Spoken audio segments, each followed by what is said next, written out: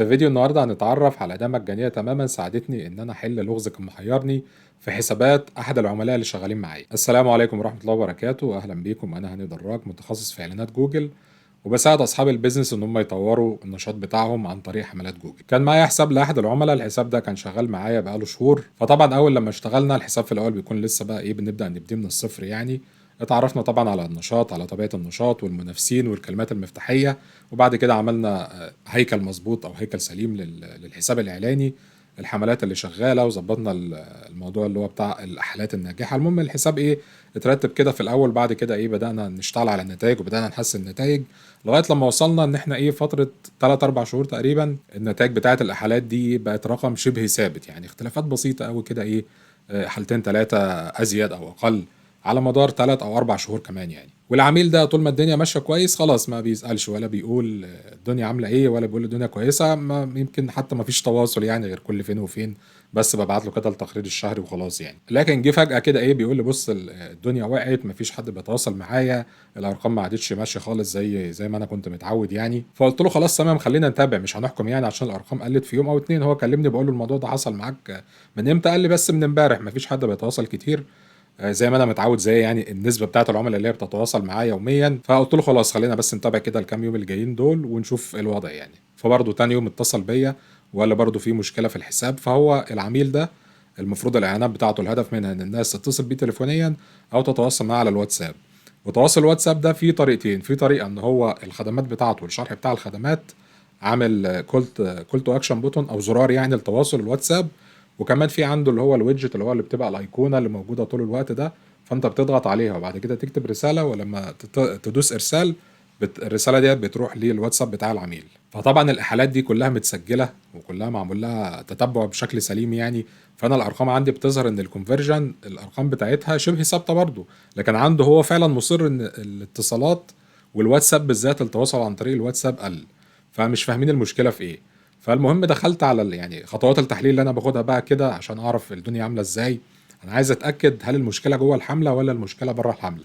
فاول حاجه بعملها كده ببدا ايه، اتابع مثلا اخر اسبوع او اخر اسبوعين، ادخل مثلا على حاجه اللي هي الامبريشن شير، اللي هي انا باخد قد ايه من معدل ظهور، يعني معدل ظهور الاعلان بتاعي كام في المية بالنسبة للمنافسين. فلقيت ان الارقام شبه ثابتة، انا الاعلان بتاعي بيظهر برضو النسبة اللي انا كنت باخدها، ما فيش حد من المنافسين اخد مني حاجة رقم كبير، ولا انا برضو ولا انا اخدت منه رقم كبير. فاقصد اللي هي نسبة الظهور ديت شبه ثابتة على مدار اسبوعين. طيب التكلفة بتاعة النقرة، برضو التكلفة بتاع النقرة شبه ثابتة، برضو تغير طفيف خالص كده، جنيه فوق جنيه تحت. الخطوة اللي بعد كده ان انا بدخل على عبارات البحث، هل العبارات اللي بتتكتب، يعني الناس اللي بتوصل للاعلان بتاعي بتكتب كلمات ايه، هل الكلمات دي مثلا الجودة بتاعتها اختلفت او النية بتاعتها اختلفت. فلقيت برضو مفيش، حتى الكلمات السلبية خلال الاسبوعين دول ما قدرتش اطلع تقريبا كلمتين او ثلاثة، لان زي ما انا قلت احنا شغالين على الحملة بقالها شهور والامور مستقرة. وزي ما انا قلت ان الارقام بتاعت الاحالات، يعني مثلا العميل ده بيجي له في الاسبوع 20 حالة اللي هي تواصل عن طريق الواتساب، سواء ان هو ضغط على زرار الواتساب اللي موجود في الصفحات او تواصل عن طريق الايقونه، او حتى المكالمات التليفونيه برضو الارقام شبه ثابته. كان بيجي له في الاسبوع ان نفترض مثلا بيجي له 20 او 25، انا متسجل عندي ان الارقام بتاعه الكونفرجنز ديت ثابته، لكن عنده هو بيشتكي فعلا ان في مشكله، وبقى بيتصل بيا بشكل شبه يومي يعني. فكملت برضو يعني كده الكونفرجنز ثابته. دخلت برضو على الاعلانات، هل الاعلانات حصل فيها مشكله، الجوده بتاعه الاعلانات بالنسبه لصفحات الهبوط، برضو الارقام بتاعه الجوده تقريبا ثابته، وكانت برضو الارقام بتاعه الجوده اصلا بتاعتها عاليه، كلها كانت ما بين 7 و8 و9 من 10. فكده اتاكدت ان مفيش مشكله جوه جوجل نفسه، جوه الحملات بتاعه جوجل مفيش مشكله. قلت خلاص خلينا نطلع نروح نشوف الموقع بتاع العميل. برضو جيت اقلب في الموقع شغال بشكل سليم، الاداء بتاعه كويس، التصفح بتاعه برضو مفيش فيه اي مشكله، الدنيا طبيعيه خالص. اروح كده على الزراير الاقي الزراير شغاله، ادوس على على الايقونه اللي هي بتاعه الاتصال شغاله، اروح على الايقونه او اللي هي الويدجت بتاع الواتساب ده وابعت رساله، الامور شغاله. فقلت لا كده في حاجه غلط. فالاداه بقى اللي انقذتني في الموضوع ده، انا قلت انا عايز اتفرج بقى الناس بتدخل جوه الموقع بتعمل ايه، عايز اشوف الكلام ده بصوره. انا ممكن اشوف الكلام ده كارقام عن طريق اللي هي جوجل اناليتكس، اعرف العميل دخل انهي صفحه ومن انهي صفحه راح للصفحه اللي بعديها، قعد قد ايه في الموقع، عمل سكرول قد ايه، ده اقدر اعمله، بس ده ارقام، لكن انا عايز اشوف حاجه بعيني. فالاداه بقى اللي انقذتني في الموضوع ده هي اداه اسمها مايكروسوفت كلاريتي. ده الموقع بتاع الاداه اللي هو clarity.microsoft.com.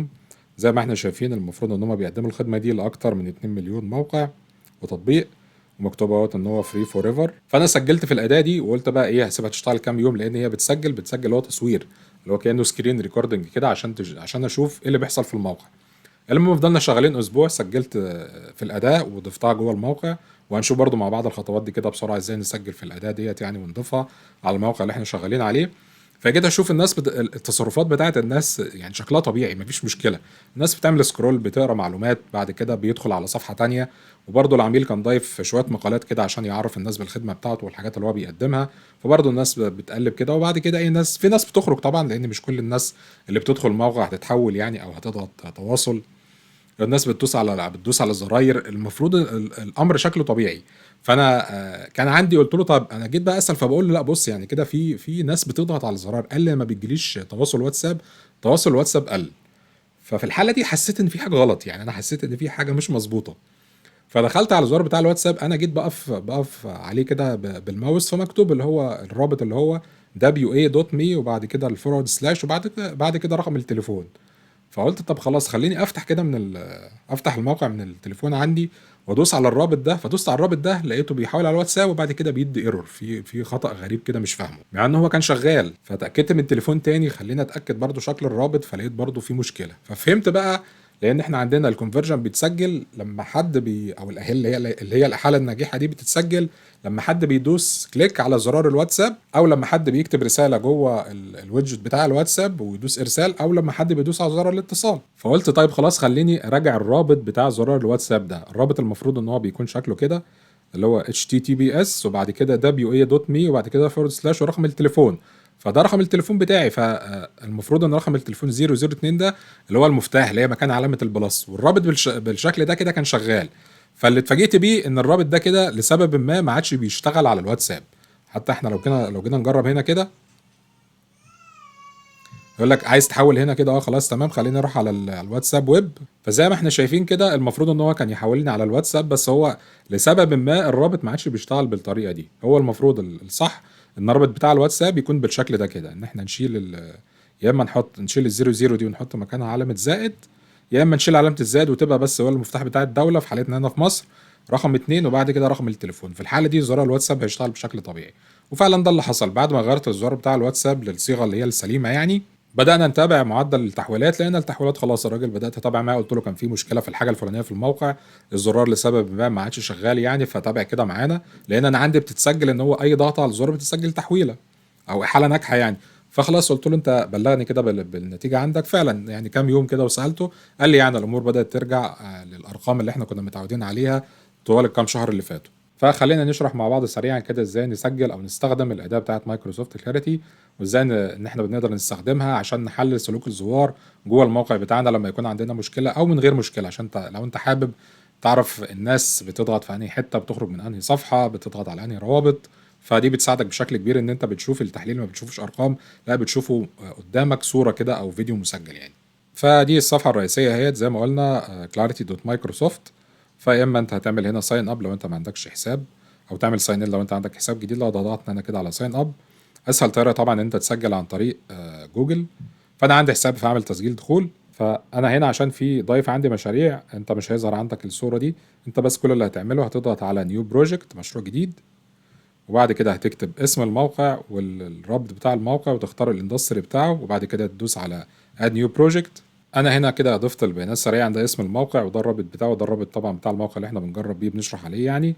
واخترت كده اي اندستري اي قسم يعني الموقع، بعدين ندوس على اد نيو بروجكت. فهيظهر معانا الصفحه بالشكل ده كده عشان نبدا بقى نربط مايكروسوفت كلاريتي بالموقع بتاعنا.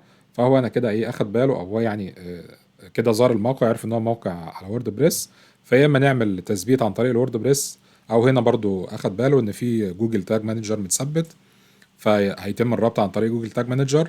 فاحنا هنعمل خطوه اسهل خالص، هنيجي هنا بس كده هناخد الجزء دوت كده من الرابط ده كده اسمه البروجكت اي دي يعني الرقم بتاع المشروع. هندخل على جوجل تاج مانجر، وبعد كده من الجزء اللي هو بتاع التاجز ده هندوس على نيو تاج، ندوس على تاج كونفيجريشن، وبعد هنا كده هندور في التمبل الجاليري. دايما هتلاقي الشركات الكبيره حاجه مثلا زي مايكروسوفت وفيسبوك تيك توك سناب شات بيظبطوا او بيعملوا التاجز اللي انت هتستخدمها بشكل مباشر في جوجل تاج مانجر بتكون موجوده اصلا في زي جاليري كده، يا اما الشركات اللي بتكون عاملاه يا اما اصلا ديفلوبرز اللي بيكونوا عاملينه.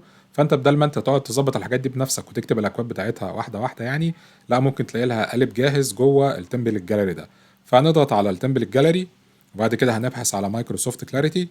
هندوس هنا كده في البحث، هنلاقي موجوده هنا مايكروسوفت كلاريتي من لورا تك وفي من مايكروسوفت، فخلينا ناخد اللي هو الاوفيشال اللي هو بتاع مايكروسوفت ده.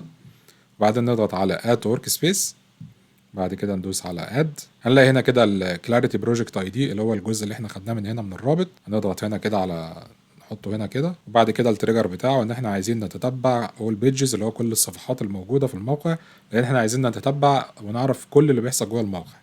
بعد كده هندوس على سيف، هيختار اسم بشكل تلقائي كده، ندوس على سيف تاني. وبعد كده هنعمل بريفيو عشان نشوف احنا هل التاج ده اشتغل معانا ولا لا. هناخد كده الرابط بتاع الموقع، نرجع لجوجل تاج مانجر وندوس على بريفيو، بعدين نضغط على كونكت. هنلاقي هنا كده تاج اسيستنت كونكتد، نرجع هنا كده للتاج اسيستنت، نضغط على كونتينيو. هندور هنا كده على اللي هو مايكروسوفت كلاريتي اوفيشال ده كده فايرد، يبقى هو كده ايه شغال معانا بشكل سليم. نرجع كده نقفل الصفحه دي مش محتاجينها دلوقتي، ليف. وبعد كده جوجل تاج مانجر ما ننساش ان احنا نعمل سبميت ونكتب السبب هنا ان احنا مثلا ضفنا التاج بتاع مايكروسوفت كلاريتي، وبعد كده نعمل ببلش كونتينيو. انا ماشي في الخطوات دي بسرعه، لو انت حاسس ان انت مش فاهم الموضوع قوي او الدنيا كده غريبه معاك يعني، انا شرح الجزء بتاع التراكنج ده بالتفصيل في سلسله تقريبا 3 فيديوهات، تقدر ترجع لها القناه وتتعلم او تفهم انا بتكلم في ايه كده. لو رجعنا هنا بقى كده على اللي هو كلاريتي، هذا الموقع اهوت زي ما انتم شايفين، سجل الخطوه اللي انا كنت عملتها اللي هي بتاعت جوجل تاج مانجر، بتاعت البريفيو بتاعت جوجل تاج مانجر. لو انا جيت هنا كده، انا كده اليوزر الموجود اونلاين. لو انا دخلت هنا كده دوست على الرابط ده، وبعد كده عملت سكرول وقلبت في الصفحة، وبعد كده ضغطت على المنتج ده، بعدين قلبت هنا كده برضو دوست على اد تو كارت مثلا. لو رجعت هنا على مايكروسوفت كلاريتي، بس هنحتاج ان احنا ننتظر شوية عشان يحصل تحديث للخطوات اللي انا عملتها دي. لو ضغطنا هنا كده مثلا على الزر اللي هو بتاع جو لايف، هو كده بيجيب اللي بيحصل في الموقع بشكل لايف. ماشي، ما جابش برضو ايه اخر تحديثات. فهي الفكرة، بس المهم ان الفكرة العامة ان انت بتقدر تدخل على الموقع بتاعك تشوف الزوار بتوعك كده دخلوا على الموقع، زي ما احنا شفنا كده داخلين صفحة الدخول بكل البيانات ديت. بس طبعا البيانات لما تكتر بقى شوية هتلاقي صفحة الدخول دخل منين، واخد الاي دي، الدولة بتاعته، الجهاز المستخدم، المتصفح المستخدم. لو ضغطت هنا كده على مور ديتيلز هتلاقي برضو في اكسباند ديتيلز كده. يعني احنا قلنا عشان بس ده لسه كده ايه الموقع لسه بادئ يسجل جديد يعني، فالبيانات مش هتكون موجودة بشكل كافي. لكن لو انت انتظرت يومين او 3 كده هتلاقي البيانات تقريبا معظم البيانات متسجله او كل البيانات متسجله. فتقدر تدخل كده وتشوف الناس، لو في ناس بتدخل في الصفحه وبتخرج من حته معينه او بتضغط في حته معينه او بتقف في حته معينه، انت بقى تقدر تحلل الكلام ده وبعد كده تبدا تحسن في الموقع بتاعك بناء على زي ما قلنا مش الارقام بس، لا ده مشاهده اللي بيحصل في الموقع كمان. وبكده نكون وصلنا لنهايه الفيديو بتاع النهارده، وان شاء الله تكون استفدت معلومه كويسه. ولو انت صاحب بيزنس وحابب تطور البيزنس بتاعك عن طريق اعلانات جوجل، حابب افكرك ان انا بقدم خدمه مراجعه حسابات جوجل. بنراجع الحساب مع بعض خطوه بخطوه، وبنحدد ايه المشكله وايه الاولويات اللي محتاجه تتصلح، بحيث تخرج بخطه واضحه تقدر تنفذها. ولو حابب تحجز مراجعه لحسابك هتلاقي رابط الحجز في وصف الفيديو. نشكركم على المشاهدة ونراكم على خير. السلام عليكم.